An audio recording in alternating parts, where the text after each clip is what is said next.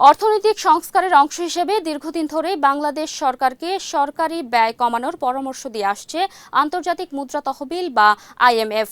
বিশেষ করে সরকারি কর্মচারীদের বেতন ভাতা খাতে ব্যয় সীমিত রাখার বিষয়ে সংস্থাটির পরামর্শ ছিল।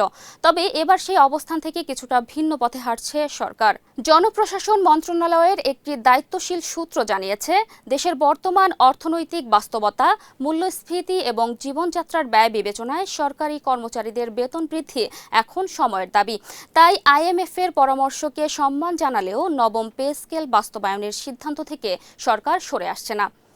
১ জুলাই থেকে নবম পে স্কেল বাস্তবায়নের নীতিগত ঘোষণা রয়েছে।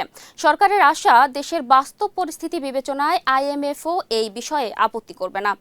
এদিকে অর্থ বিভাগ ও জনপ্রশাসন মন্ত্রণালয় সূত্রে জানা গেছে, নতুন পে স্কেলে প্রথম থেকে দশম গ্রেডের কর্মকর্তাদের মূল বেতন ১০০% এবং ১১তম থেকে ২০তম গ্রেডের কর্মচারীদের বেতন সর্বোচ্চ ১৪০% পর্যন্ত বাড়ানোর প্রস্তাব করা হয়েছে। পরিকল্পনা অনুযায়ী ২০২৬-২৭ অর্থ বছরেই নতুন স্কেলের মূল বেতনের পুরো অর্থ সরকারি কোষাগার থেকে পরিশোধ করা হবে। তবে বিভিন্ন ধরনের ভাতা আগামী অর্থ বছরে ২ ধাপে দেওয়ার পরিকল্পনা রয়েছে।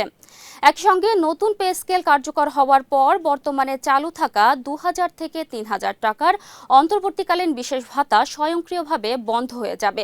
কারণ মূল বেতন উল্লেখযোগ্য হারে বৃদ্ধি পাওয়ায় ওই বিশেষ ভাতা চালিয়ে যাওয়ার প্রয়োজনীয়তা থাকবে না।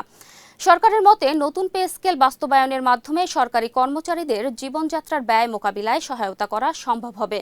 যদিও এ সিদ্ধান্তের ফলে সরকারের পরিচালন ব্যয় বাড়বে, তবুও বর্তমান অর্থনৈতিক ও সামাজিক বাস্তবতায় এই ব্যয়কে প্রয়োজনীয় বলেই মনে করছেন নীতি নির্ধারকরা।